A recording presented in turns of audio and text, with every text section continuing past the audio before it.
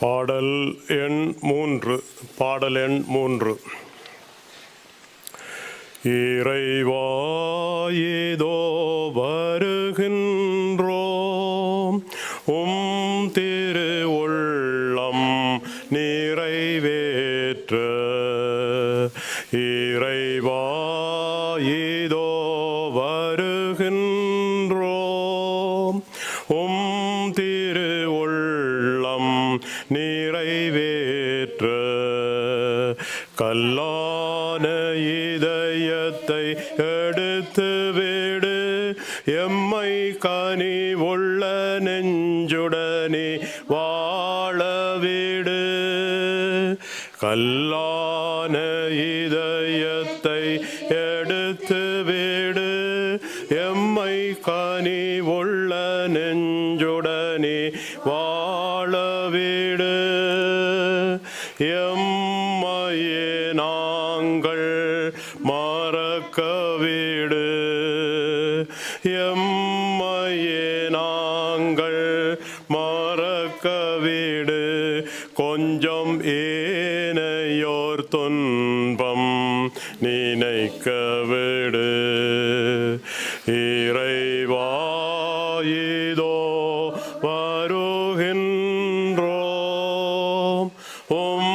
திரு உள்ளம் நிறைவேற்ற. தந்தை மகன் தூய ஆவியாரின் பெயராலே.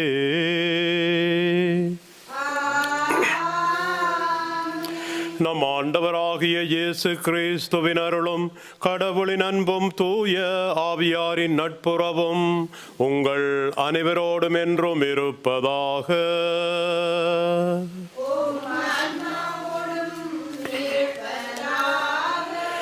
கிறிஸ்து இயேசுவில் அன்புக்குரிய சகோதரங்களே சகோதரிகளே, திருமுழுக்கால் கழுவப்பட்டு புது பார்வை பெற்று புது படைப்பாக மாறியுள்ள அன்பு இறை மக்களே, உங்கள் அனைவரையும் தவக்காலம் 4வது ஞாயிறு வழிபாட்டிற்கு அன்புடன் வரவேற்கின்றோம். இருளில் நின்று தமது வியத்தகு ஒளிக்கு திருப்பலி வழியாக இறைவன் நம்மை அழைக்கின்றார். ஒளி பெற்ற மக்களாய் வாழ அழைக்கப்பட்டிருக்கும் நாம் இறைவனிடம் ஆழமான நம்பிக்கை வைத்து வாழ்கின்றோமா என்பது குறித்து இன்றைய வழிபாடு வழியாக சிந்திப்போம். ஒளியின் மக்களாக வாழ அழைப்பு விடுக்கும் இன்றைய வாசகங்களை உள்வாங்கி புது பார்வை பெற்று இதயத்தை பார்க்கும் இறைவனிடம் ஒளியின் மக்களாய் வாழும் வரம்பேணி திருப்பலியிலே பங்கேற்போமாக. திருப்பலியை தகுந்த விதத்திலே ஒப்புக் கொடுக்க நமது குறைகள் குற்றங்களுக்காக இரக்கமும் அன்பும் நிறைந்த ஆண்டவரிடம் மன்னிப்பு வேண்டி தூய உள்ளத்தோடு இந்த பலியிலே பங்கேற்போமாக.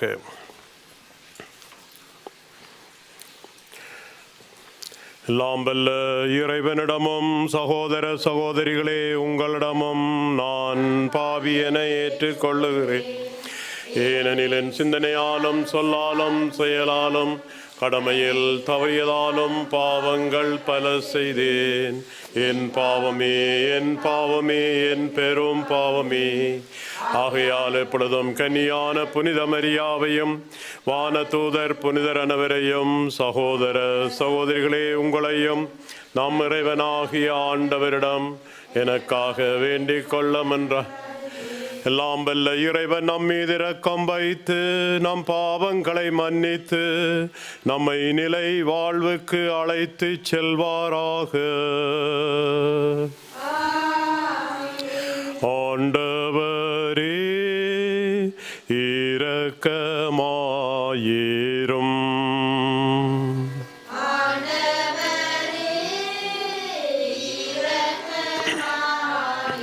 கிறிஸ்துவே இரக்கமாயிரும்.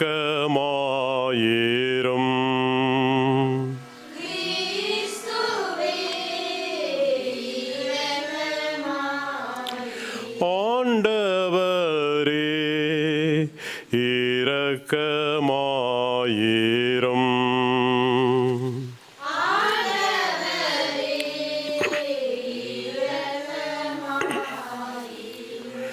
மன்றாடுவோமாக.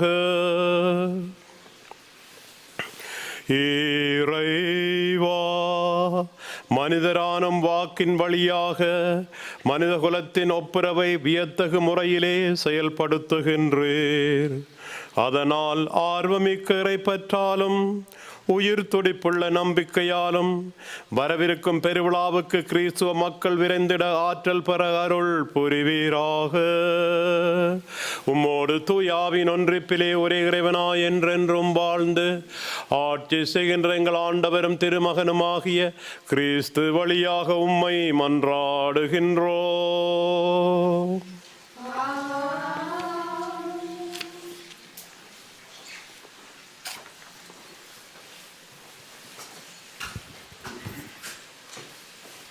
முதல் வாசகம். இஸ்ராயேல் மீது அரசனாக தாவீது திருப்பொழிவு செய்யப்பட்டான். சாமுவேல் முதல் நூலிலிருந்து வாசகம். அந்நாட்களில் ஆண்டவர் சாமுவேலை நோக்கி, உன்னிடமுள்ள கொம்பை எண்ணெயால் நிரப்பிக் கொண்டு போ. பெத்லெகேமை சார்ந்த ஈசாயிடம் உன்னை அனுப்புகிறேன். ஏனெனில் அவன் புதல்வருள் ஒருவனை அரசனாக தேர்ந்துள்ளேன் என்றார். ஈசாயின் புதல்வர்கள் வந்தபோது அவர் எலியாவை பார்த்தவுடனே, ஆண்டவரால் திருப்பொழிவு செய்யப்பட்டவன் இவனாகத்தான் இருக்கும் என்று எண்ணினார். ஆனால் ஆண்டவர் சாமுவேலிடம், அவன் தோற்றத்தையும் உயரத்தையும் பார்க்காதே, ஏனெனில் நான் அவனை புறக்கணித்து விட்டேன். மனிதர் பார்ப்பது போல் நான் பார்ப்பதில்லை. மனிதர் முகத்தை பார்க்கின்றனர், ஆண்டவரோ அகத்தை பார்க்கின்றார் என்றார். இவ்வாறு ஈசாய் தம் 7 புதல்வர்களை சாமுவேல் முன்பாக கடந்து போக செய்தார். இவர்களையும் ஆண்டவர் தேர்ந்து கொள்ளவில்லை என்றார் சாமுவேல். தொடர்ந்து சாமுவேல் ஈசாயை பார்த்து, உன் பிள்ளைகள் இத்தனை பேர்தானா என்று கேட்க, இன்னொரு சிறுவன் இருக்கிறான், அவன் ஆடுகளை மேய்த்து கொண்டிருக்கிறான் என்று பதிலளித்தார் ஈசாய். அதற்கு சாமுவேல் அவரிடம், ஆள் அனுப்பி அவனை அழைத்து வா, ஏனெனில் அவன் வரும் வரை நான் உணவருந்த மாட்டேன் என்றார். ஈசாய் ஆள் அனுப்பி அவனை அழைத்து வந்தார். அவன் சிவந்த மேனியும் ஒளிரும் கண்களும் கொண்டு அழகிய தோற்றமுடன் இருந்தான். ஆண்டவர் சாமுவேலிடம், தேர்ந்து கொள்ளப்பட்டவன் இவனே, எழுந்து இவனை திருப்பொழிவு செய் என்றார். உடனே சாமுவேல் எண்ணெய் நிறைந்த கொம்பை எடுத்து அவன் சகோதரன் முன்னிலையில் அவனை திருப்பொழிவு செய்தார். அன்று முதல் ஆண்டவரின் ஆவி தாவீதின் மேல் நிறைவாக இருந்தது. இது ஆண்டவர் வழங்கும் அருள்வாக்கு. ஆண்டவரே என் நாயர், எனக்கு ஏதும் குறையில்லை. ஆண்டவரே என் நாயர், எனக்கு ஏதும் குறையில்லை. ஆண்டவரே என் நாயர், எனக்கு ஏதும் குறையில்லை. பசும்புல் வெளி மீது என்னை அவர் இளைப்பாற செய்வார். அமைதியான நீர்நிலைகளுக்கு என்னை அழைத்து செல்வார். அவர் எனக்கு புத்துயிர் அளிப்பார். ஆண்டவரே என் நாயர், எனக்கு ஏதும் குறையில்லை. தம் பெயருக்கேற்ப என்னை நீதி வழி நடத்திடுவார். மேலும் சாவின் இருள் சூழ் பள்ளத்தாக்கில் நான் நடக்க நேர்ந்தாலும் நீர் என்னோடு இருப்பதால் எத்தீங்குக்கும் அஞ்சிடேன். உம் கோலும் நெடுங்கலியும் என்னை தேற்றும். ஆண்டவரே என் நாயர், எனக்கு ஏதும் குறையில்லை. என்னுடைய எதிரிகளின் கண்முன்னே எனக்கொரு விருந்தினை ஏற்பாடு செய்கின்றீர். என் தலையில் நறுமண தைலம் பூசுகின்றீர். எனது பாத்திரம் நிரம்பி வழிகின்றது. ஆண்டவரே என் நாயர், எனக்கு ஏதும் குறையில்லை. உண்மையாகவே என் வாழ்நாள் எல்லாம் உம் அருள் நலமும் பேரன்பும் என்னை புடை சூழ்ந்து வரும். நானும் ஆண்டவரின் இல்லத்தில் நெடுநாள் வாழ்ந்திருப்பேன். ஆண்டவரே என் நாயன், எனக்கு ஏதும் குறையில்லை.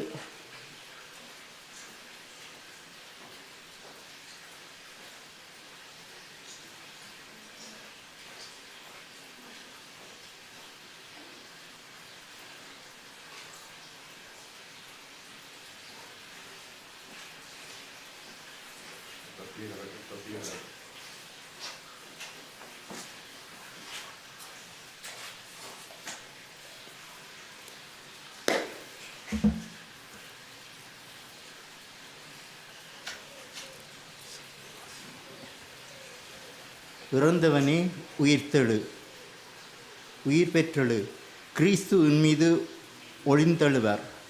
திருத்தூதர் பவுல் எபேசியருக்கு எழுதிய திருமுகத்திலிருந்து வாசகம்.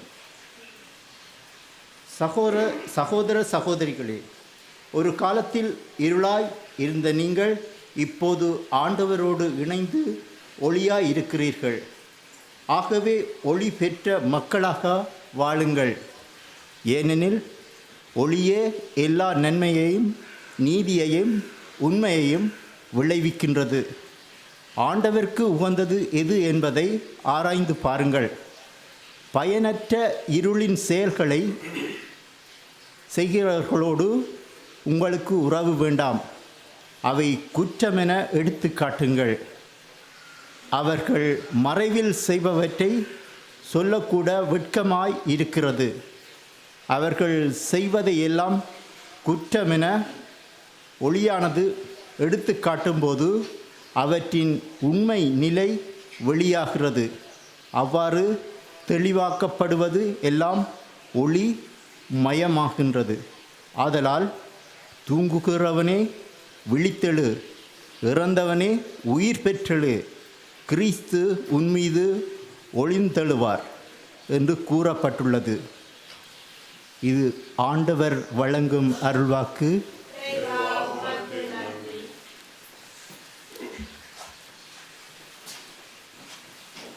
ஆயர் தம் மந்தையை காப்பது போல ஆண்டவர் நம்மை காக்கின்றார். ஆயர் தம் மந்தையை காப்பது போல ஆண்டவர் நம்மை காக்கின்றார். உலகின் ஒளி நானே, என்னை பின்தொடர்பவர் வாழ்வுக்கு வழிகாட்டும் ஒளியை கொண்டிருப்பார் என்கின்றார் ஆண்டவர். ஆயர் தம் மந்தையை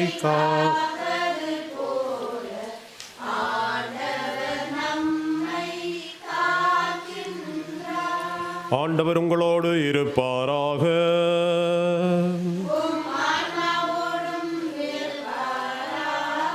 யோவான் எழுதிய தூய நற்செய்தியிலிருந்து வாசகம்.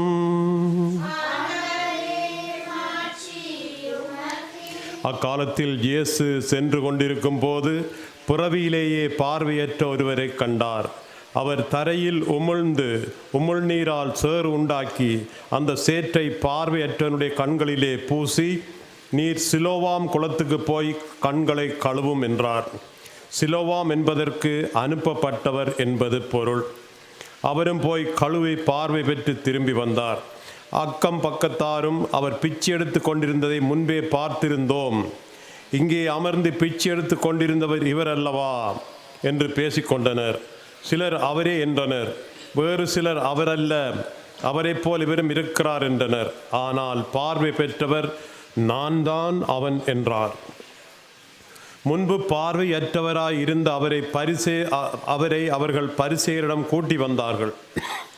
இயேசு சேறு உண்டாக்கி அவருக்கு பார்வை அளித்த நாள் ஓர் ஓய்வு நாள். எனவே எப்படி பார்வை பெற்றாய் என்னும் அதே கேள்வியை பரிசேயரும் கேட்டார்கள். அதற்கு அவர், இயேசு என் கண்களிலே சேறு பூசினார், பின்பு நான் கண்களை கழுவினேன், இப்போது என்னால் பார்க்க முடிகிறது என்றார். பரிசேயருள் சிலர், ஓய்வு நாள் சட்டத்தை கடைப்பிடிக்காத இந்த ஆள் கடவுளிடமிருந்து வந்திருக்க முடியாது என்று பேசிக்கொண்டனர். ஆனால் வேறு சிலர், பாவியான ஒரு மனிதரால் இத்தகைய அரும் அடையாளங்களை செய்ய இயலுமா என்று கேட்டனர். இவ்வாறு அவர்களிடையே பிளவு ஏற்பட்டது. அவர்கள் பார்வையற்றிருந்தவிடம், உனக்கு பார்வை அளித்த அந்த ஆளை குறித்து நீ என்ன சொல்கிறாய் என்று மீண்டும் கேட்டனர்.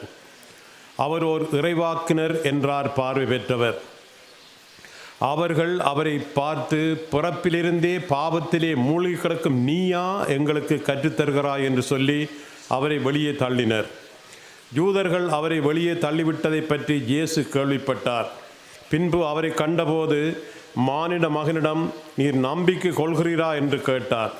அவரோ மறுமொழியாக, ஐயா, அவர் யார் சொல்லும், அப்போது நானும் அவரிடம் நம்பிக்கை கொள்வேன் என்றார். இயேசு அவரிடம், நீ அவரை பார்த்திருக்கின்றீர், உம்மோடு பேசிக்கொண்டிருப்பவரே அவர் என்றார். அவர், ஆண்டவரே, நம்பிக்கை கொள்கிறேன் என்று கூறி அவரை வணங்கினார். இது வாழ்வு தரும் கிறிஸ்துவின் நற்செய்தி.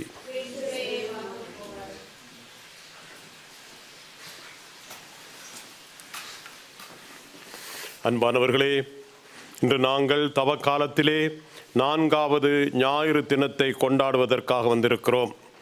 இன்றைய முதல் வாசகத்திலே தாவீதை ஆண்டவர் தேர்ந்தெடுத்து அரசராக அருட்பொழிவு செய்துள்ளார். அதாவது தாம் விரும்பியவர்களை இறைவன் அழைக்கின்றார். நீங்கள் என்னை தேர்ந்து கொள்ளவில்லை, நான் தான் உங்களை தேர்ந்து கொண்டேன் என்பார் இயேசு. இறைவனுடைய எண்ணங்கள் நம்முடைய எண்ணங்கள் அல்ல, இறைவனுடைய வழிகள் நம்முடைய வழிகள் அல்ல. கடவுளோ ஞானிகளை வெட்கப்படுத்த மடமை என உலகம் கருதுவதை தேர்ந்து கொண்டார். தாவீதை அவர்கள் பெரிதாக நினைக்கவில்லை, ஆனால் ஆண்டவர் அவரை தெரிந்து கொண்டார். அன்புக்குரியவர்களே, இன்றைய நற்செய்தியிலே இரு விழிகளையும் இழந்த ஒருவர் கிறிஸ்துவால் பார்வை பெறுகின்றார். ஆனால் இரு விழிகளையும் கொண்ட பரிசேயர்களோ பார்வையை இழக்கின்றார்கள். ஏனென்றால் கிறிஸ்துவின் மேல் அவர்கள் நம்பிக்கை கொள்ளவில்லை. எனவேதான் கிறிஸ்து கூறுகின்றார், பார்வையற்றோர் பார்வை பெறவும் பார்வையுடையோர் பார்வையற்றோர் ஆகவும் வந்தேன். இது ஒரு பயங்கரமான ஒரு கூற்று. யோவான் தன்னுடைய நற்செய்தியின் முன்னுரையிலே கிறிஸ்து மனிதருக்கு ஒளியாக வந்தார். அந்த ஒளி இருளில் ஒளிர்ந்தது, இருள் அதனை புரிந்து கொள்ளவில்லை என்றும், அவர் தமக்குரியவர்களிடம் வந்தார், அவருக்குரியவர்கள் அவரை ஏற்றுக்கொள்ளவில்லை என்றும் கூறியுள்ளார். அன்புக்குரியவர்களே, பரிசேயர்கள் கிறிஸ்துவை ஏன் ஏற்றுக்கொள்ளவில்லை? ஏனென்றால் அவர்கள் அவரை மனித முறையிலே ஒரு தச்சினுடைய மகனாகவே பார்த்தார்கள். அவரை அவர்கள் மெசியாவாக பார்க்கவே இல்லை. இன்றைய முதலாவது வாசகத்திலே கடவுள் என்ன கூறுகின்றார் தெரியுமா? மனிதர் பார்ப்பது போல நான் பார்ப்பதில்லை. மனிதர் முகத்தை பார்க்கின்றனர், ஆண்டவர் அகத்தை பார்க்கின்றார். பொருளின் வெளித்தோற்றம் எப்படி இருந்தாலும் அதற்குள் இருக்கும் மெய்ப்பொருளை காண்பது அறிவுடைமையாகும் என்பார் வள்ளுவ பெருந்தகை. திருத்தூதர் பவுல் கூட கூறுகின்றார், நாங்கள் எவரையும் மனித முறையிலே மதிப்பிடுவதில்லை. முன்பு நாங்கள் கிறிஸ்துவையும் மனித முறைப்படிதான் மதிப்பிட்டோம், ஆனால் இப்போது அவ்வாறு செய்வது கிடையாது. வெளித்தோற்றத்தை கண்டு எத்தனையோ பேர் ஏமாறி போயிருக்கின்றார்கள் என்பது இன்றைய யதார்த்தம். அது ஒரு மிகவும் கவலைக்குரிய விடயமுமாகும். அன்புக்குரியவர்களே, கடந்த வாரத்திலே சமாரிய பெண்ணை சிந்தித்தோம். சமாரிய பெண் எவ்வாறு படிப்படியாக கிறிஸ்துவை அறிந்தாரோ, அதே போல பார்வை இழந்தவர் கிறிஸ்துவை அறிவதிலே படிப்படியாக முன்னேறி இறுதியிலே அவரிடமே சரணடைகின்றார். முதல் நிலையிலே கிறிஸ்துவை சாதாரண மனிதனாக கண்ட அவர் அடுத்தபடியாக அவரை ஓர் இறைவாக்கினராக பார்க்கின்றார். இறுதியிலே கிறிஸ்துவை ஆண்டவராக ஏற்றுக்கொண்டு அவரிடமே சரணடைகின்றார். ஆண்டவரே, நம்பிக்கை கொள்கிறேன் என்று கூறி அவரை வணங்கினார். அன்புக்குரியவர்களே, கிறிஸ்து வெறும் மனிதரோ அல்லது இறைவாக்கினரோ மட்டுமல்ல, அவர் கடவுளிடமிருந்து வந்தவர், அருள் பொழிவு பெற்றவர், மீட்பர் என்பதை படிப்படியாக உணரச் செய்வதே மறைக்கல்வியுடையவும் மறையுரையுடையவும் இறுதியான குறிக்கோளாகும். இயேசு கிறிஸ்து இந்த அருள் அடையாளத்தின் மூலம் நானே உலகின் ஒளி, நானே உலகின் ஒளி என்னும் மாபெரும் உண்மையை எங்களுக்கு எடுத்து உணர்த்துகின்றார். கிறிஸ்துவால் ஒளி பெற்று பார்வை அடைந்தவர் கிறிஸ்துவுக்கு சான்று பகர்கின்றார். ஆனால் பரிசேயர்களோ அவரை மிரட்டுகின்றார்கள், அவரை பழித்துரைக்கின்றார்கள். அது மாத்திரமல்ல, அவர்களுடைய இனத்தில் நின்று அவரை தள்ளி வைக்கின்றார்கள். ஆனால் அவரோ கிறிஸ்துவின் தனித்தன்மையை எடுத்துரைக்கின்றார். இங்கே கிறிஸ்துவை பின்பற்றுவோர் பல்வேறு இன்னல்கள் இடையூறுகளுக்கு இலக்காகி வருகின்றார்கள். ஆனால் கிறிஸ்தவர்கள் பார்வையற்றவரின் நெஞ்சு உறுதியை பின்பற்ற அழைக்கப்படுகிறார்கள். இயேசு கிறிஸ்துவே ஆண்டவர் என்று அறிக்கையிட தயங்கக்கூடாது என்று வாழ்வதற்கு அழைக்கப்படுகின்றார்கள். நான் போனேன், கழுவினேன், பார்வை பெற்றேன் என்று பார்வை இழந்தவர் தான் பார்வை பெற்ற விதத்தை எடுத்துரைப்பது நமது சிந்தனையை தூண்டி நம்பிக்கையை நமக்கு வளர்க்க வேண்டும். குறிப்பாக திருமுழுக்கால் கழுவப்பட்டு புதிய பார்வை பெற்று புது படைப்பாக நாங்கள் மாறியிருக்கின்றோம். நம்முடைய பார்வை எப்படி இருக்கிறது என்று இன்றைய நாள் நம்மை பார்த்து கேள்வி எழுப்புகின்றது. நாம் ஒளியின் மக்களா அல்லது இருளின் மக்களா? பிறரை அன்பு செய்தால் நாம் ஒளியின் மக்கள், பிறரை வெறுத்தால் நாம் இருளின் மக்கள் என்கிறார் புனித யோவான். நமது பார்வை உலகளாவிய சமூக பார்வையாக மாற வேண்டும். 2வது வாசகத்திலே திருத்தூதர் பவுல் ஒளியின் கனிகளை பட்டியலிட்டு காட்டுகின்றார். அவை நன்மை, உண்மை, நீதி. நாங்கள் உண்மையை பேச வேண்டும், நீதியை கடைப்பிடிக்க வேண்டும், நன்மை மட்டுமே செய்ய வேண்டும். பொய் பேசுகின்றவர்கள் அலகையை சார்ந்தவர்கள். ஏனென்றால் கிறிஸ்து கூறுவது போல அலகை பொய்யன், பொய்யின் புறப்படம் சாத்தான். எனவே இந்த தவக்காலத்திலே கிறிஸ்துவை நம் வாழ்வின் ஒளியாக ஏற்று பரந்த உலகளாவிய சகோதர பார்வை பெற்று உண்மையை விளக்காக கையிலே ஏந்தி கொண்டு நன்மை செய்து நிறை வாழ்வை நோக்கி பயணம் செய்ய இந்த வழிபாடு அழைக்கிறது. அதற்கான அருளை நம்முடைய இதயத்திலே பொழிந்து நம்மை ஆசீர்வதித்து நம்முடைய குறைகளை தொட்டு பாவங்களை தொட்டு குணப்படுத்தி நோய் நொடியிலிருந்து விடுதலை கொடுத்து நாங்கள் மனம் மாறி ஒளியின் மக்களாக வாழ்ந்திட இதன் மூலம் இந்த திருப்பலி வழியாக வரம் வேண்டுவோம். தந்தை, மகன், தூய ஆவியாரின் பெயராலே ஆமீன். எழுந்து நின்று விசுவாசத்தை அறிக்கையிடுவோம். ஒரே கடவுளை நம்புகிறேன், விண்ணகமும் மண்ணகமும் காண்பவை காணாதவை யாவும் படைத்த எல்லாம் வல்ல தந்தை அவரே. ஒரே ஆண்டவர் இயேசு கிறிஸ்துவை நம்புகிறேன். தலங்களுக்கெல்லாம் முன்பே தந்தையிடமிருந்து பிறந்தார். கடவுள் நின்று கடவுளாக, ஒளியில் நின்று ஒளியாக, உண்மை கடவுள் நின்று உண்மை கடவுளாக உதித்தவர். இவர் உதித்தவர், உண்டாக்கப்பட்டவர் அல்லர்.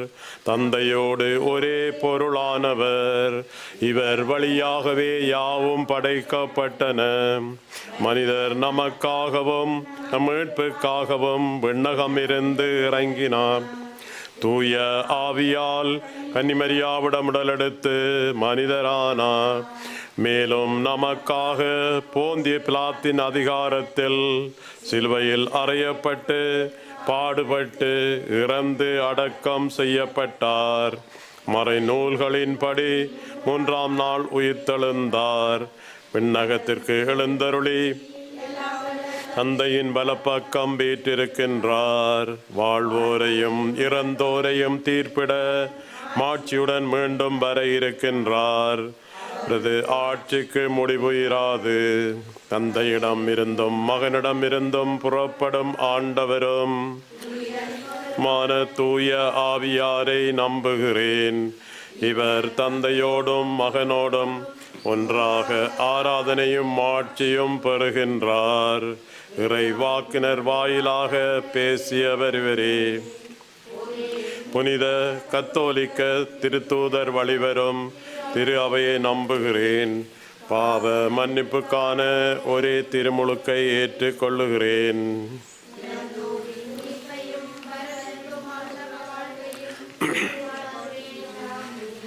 அன்பானவர்களே, இருளிலிருந்து நாங்கள் ஒளியை நோக்கி வர, ஒளியின் மக்களாக வாழ, நன்மை செய்து வாழ, நீதியோடு வாழ அருள் வேண்டி நம்முடைய வாழ்வை ஆசீர்வதிக்குமாறு ஆண்டவரை பார்த்து நம்ம தேவைகளுக்காக மன்றாடுவோம்.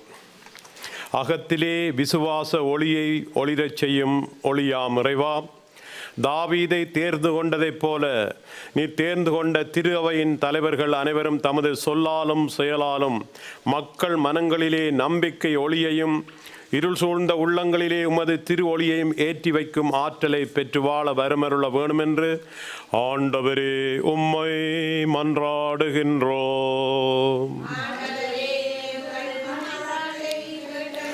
பிறவி குருடனுக்கு பார்வை தந்து அவனது வாழ்விலே விளக்கேற்றி வைத்த வல்ல தேவனே, எம்முடைய நாடுகளை ஆள்வோரை எமது திருக்கரங்களிலே ஒப்புக் கொடுக்கின்றோம். நாட்டின் ஒற்றுமைக்கும் இறையாண்மைக்கும் மத நல்லிணக்கத்திற்கும் பங்கம் விளைவிக்காத சட்டங்களையும் திட்டங்களையும் இயற்றி வளமான ஒளியேற்றி வறுமை இருளை அகற்றி நாட்டை முன்னேற்றும் நல்ல தலைவர்களாக விளங்கிட அருள் புரிய வேண்டுமென்று ஆண்டவரே உம்மை மன்றாடுகின்றோம்.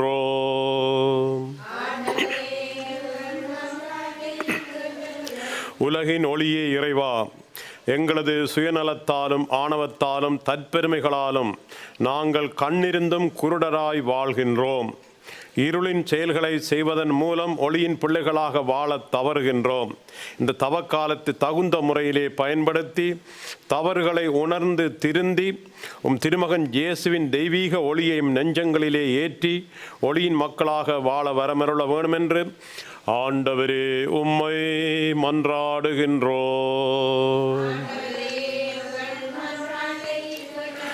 மன இருளை போக்குகின்ற மாசற்ற ஜோதியே இறைவா, திருமுழுக்கினாலும் பாவ மன்னிப்பு அருட்சாதனத்தாலும் ஒளியின் மக்களாக மாற்றப்பட்ட நாங்கள் பாவத்திற்கு அடிமையாகி மீண்டும் இருளின் மக்களாக மாறாமல் இறை மக்களுக்கான ஒளிமயமான உரிமை பேற்றிலே பங்கு பெறும் தகுதியுள்ளவர்களாக வாழ அருள் தர வேண்டுமென்று ஆண்டவரே உம்மை மன்றாடுகின்றோம்.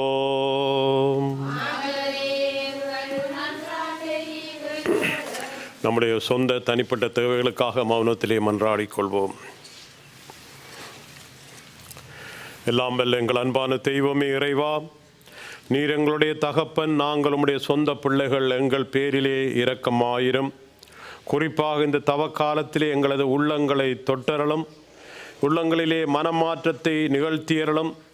நாங்கள் இருளிலே இருந்து ஒளிக்கு திரும்பி வர எங்களுக்கு உமது அருளை பொழிந்தரலும். என்னும் வாழ்விலே நாங்கள் படுகின்ற துன்பங்கள், துயரங்கள், கவலைகள், நோய் நொடிகளிலிருந்து விடுதலை தாரும். எங்கள் ஆண்டவராகிய கிறிஸ்து வழியாக உம்மை மன்றாடுகின்றோம்.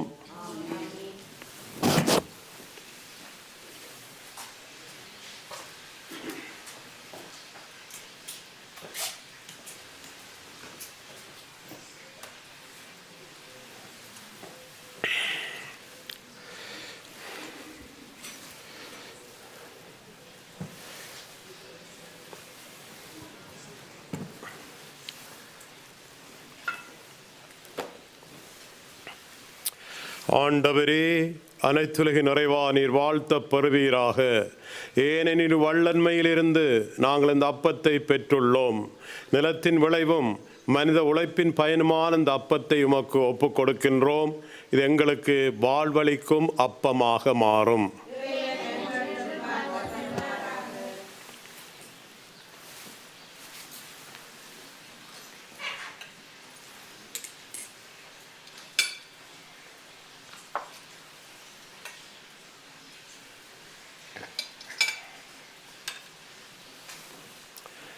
ஆண்டவரே, அனைத்துலகின் நிறைவா நீர் வாழ்த்த பெறுவீராக. ஏனெனில் வல்லன்மையிலிருந்து நாங்கள் இந்த ரசத்தை பெற்றுள்ளோம். திராட்சை செடியும் மனித உழைப்பின் பயனுமான இந்த ரசத்தை உமக்கு ஒப்புக் கொடுக்கிறோம். இது எங்களுக்கு ஆன்மீக பானமாக மாறும்.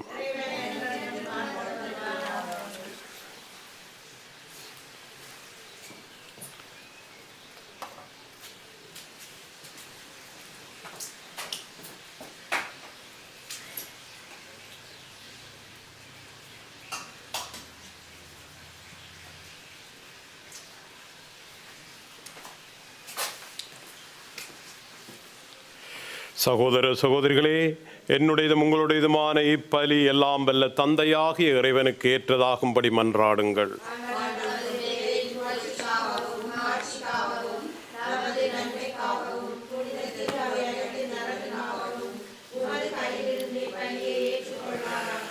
ஆண்டவரே, பணிவுடன் உம்மை வேண்டி நிலையான உதவி அளிக்கும் காணிக்கைகளை பேரின்பத்துடன் உமக்கு ஒப்புக் கொடுக்கின்றோம். அதனால் நாங்கள் இவற்றை உண்மையிலேயே போற்றவும் உலகின் மீட்புக்காக உமக்கு உகந்தவாறு ஒப்புக் கொடுக்கவும் செய்வீராக. எங்கள் ஆண்டவராகிய கிறிஸ்து வழியாக உம்மை மன்றாடுகின்றோம். ஆண்டவர் உங்களோடு இருப்பாராக. இது எங்களை மேலே எழுப்புங்கள். இறைவனாகிய ஆண்டவருக்கு நன்றி கூறுவோம். ஆண்டவரே, தூயவரான தந்தையே, என்றும் உள்ள எல்லாம் வல்ல இறைவா, எங்கள் ஆண்டவராகிய கிறிஸ்து வழியாக எந்நாளும் எவ்விடத்திலும் நாங்கள் உமக்கு நன்றி செலுத்துவது மெய்யாகவே தகுதியும் நீதியுமாகும், எங்கள் கடமையும் மீட்புக்குரிய செயலுமாகும். கிறிஸ்து தாம் மனிதரானதன் மறை நிகழ்வு வழியாக இருளிலே நடக்கும் மனித குலத்தை நம்பிக்கையின் ஒளிக்கு கொண்டு வந்தார். பழைய பாவ நிலைக்கு உட்பட்டவர்களாக பிறந்தவர்களை புது பிறப்பின் கழுவுதலால் உரிமை மக்களாக ஏற்றுக்கொண்டார். ஆகவே விண்ணகத்திலும் மண்ணகத்திலும் உள்ள அனைத்தும் உம்மை ஆராதித்து வணங்கி புதியதொரு பண்பாடுகின்றனர். வானதூதர் அணிகள் அனைத்தோடும் சேர்ந்து நாங்கள் முடிவின்றி பறைசாற்றி சொல்வதாவது: தூயவர், தூயவர், தூயவர்.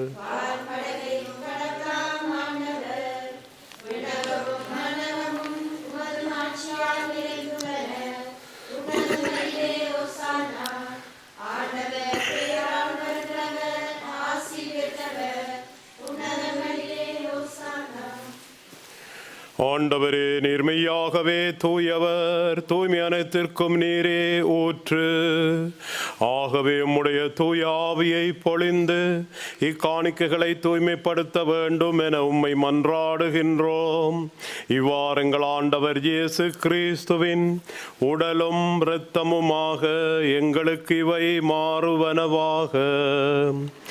அவர் பாடுபட உளம் கனிந்து தம்மை கையளித்த போது அப்பத்தை எடுத்து உமக்கு நன்றி செலுத்தி அதை பிட்டு தம் சீடருக்கு அளித்து அவர் கூறியதாவது: அனைவரும் இதிலிருந்து பெற்று உண்ணுங்கள், ஏனெனில் இது உங்களுக்காக கையளிக்கப்படும் என் உடல்.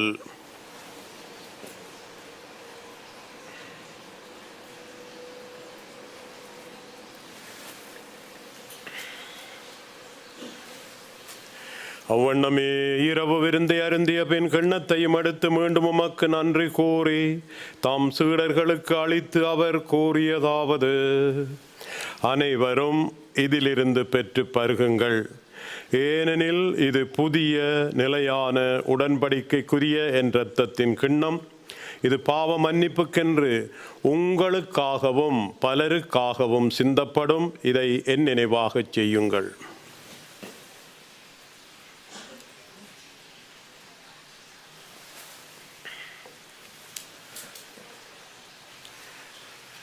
நம்பிக்கையின் மறைபொருள்.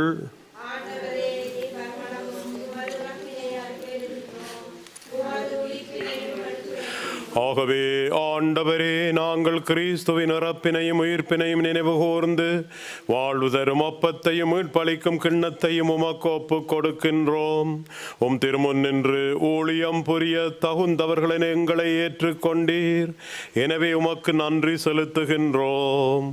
மேலும் கிறிஸ்துவின் உடலிலும் இரத்தத்திலும் பங்கு கொள்ளும் எங்களை தூய ஆவியார் ஒன்று சேர்க்க வேண்டும் என உம்மை தாழ்மையுடன் மன்றாடுகின்றோம். ஆண்டவரே, உலகெங்கும் பரவியிருக்கும் அது திரு அவையை நினைவு கூர்ந்தரலும். சிறப்பாக எங்கள் திருத்தந்தை லீயோ, எங்கள் ஆயர் யோன்மாக், எல்லா திருநிலையினராகிய அனைவரோடும் அது திரு அவை அன்பிலே நிறைவு பெற செய்தரலும்.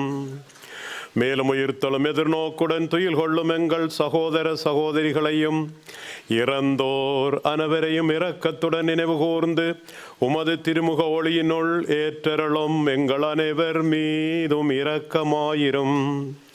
கடவுளின் கன்னித்தாயான புனிதமிக்க மரியா, அவருடைய கணவரான புனித யோசேப்பு, புனித திருத்தூதர்கள், உலகிலே முக்குவந்தோராயிருந்தோராகிய புனிதர் அனைவருடனும் நாங்கள் நிலைவாழ்விலே பங்கு கொள்ளும் தகுதி பெற்று உம் திருமகன் இயேசு கிறிஸ்து வழியாக உம்மை போழ்ந்தேத்தும் வரமருள உம்மை மன்றாடுகின்றோம். இவர் வழியாக இவரோடு இவரில் எல்லாம் வல்ல இறைவனாகிய தந்தையே, தூய ஆவியாரின் ஒன்றிப்பில் எல்லா புகழும் ஆட்சியும் என்றென்றும் உமக்கே உரியதே. ஆமீன், ஆமீன், ஆமீன்.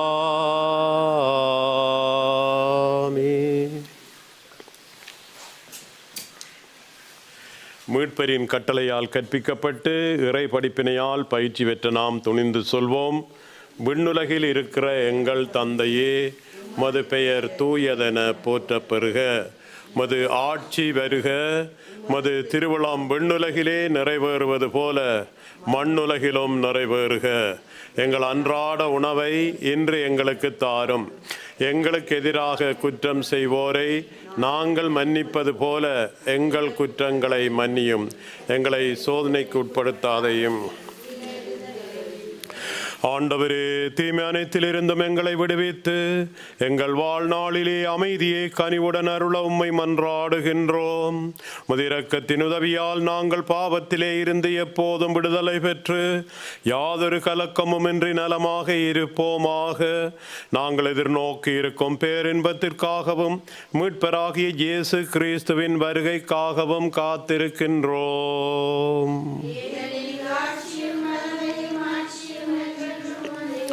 ஆண்டவரே இயேசு கிறிஸ்துவே, அமைதியை உங்களுக்கு விட்டு செல்கிறேன், என் அமைதியை உங்களுக்கு அளிக்கிறேன் என்றும் திருத்தூதர்களுக்கு மொழிந்தீரே.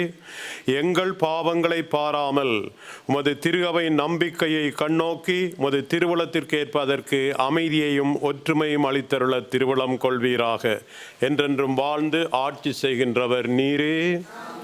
ஆண்டவருடைய அமைதி உங்களோடு என்றும் இருப்பதாக.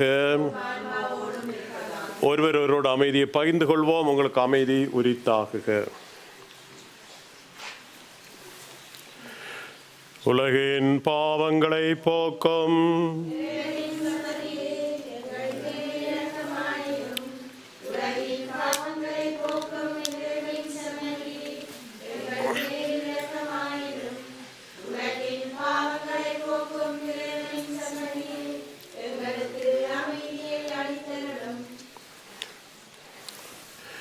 இதோ இறைவனின் சம்மறை. இதோ உலகின் பாவங்களை போக்குகின்றவர். இவரது திருவிருந்துக்கு அழைக்கப்பெற்ற நாம் அனைவரும் பேறு பெற்றோர்.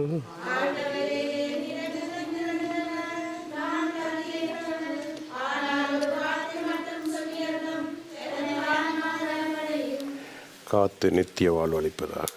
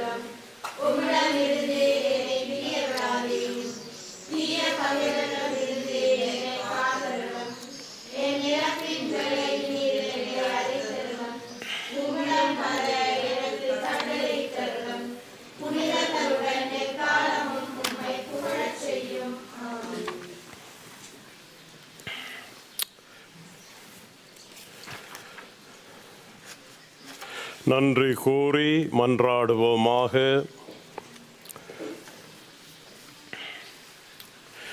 இறைவா, இவ்வுலகுக்கு வரும் ஒவ்வொரு மனிதரையும் ஒளிர்விக்கின்ற நீர், எங்களை உமது அருளின் சுடரால் ஒளிர்வித்தருள உம்மை வேண்டுகின்றோம். அதனால் உமது மாண்புக்கு தகுதியானதை விரும்பவும் என்றும் நினைவிலே கொண்டு உம்மை நேர்மையாக அன்பு செய்யவும் வலிமை பெறுவோமாக. எங்கள் ஆண்டவராகிய கிறிஸ்து வழியாக உம்மை மன்றாடுகின்றோம்.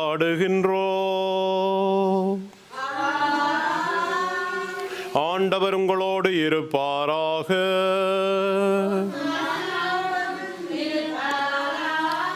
எல்லாம் வல்ல இறைவன் தந்தை, மகன், தூய ஆவியார் உங்களுக்கு ஆசி வழங்குவாராக. சென்று வாருங்கள், திருப்பலி நிறைவேறிற்று.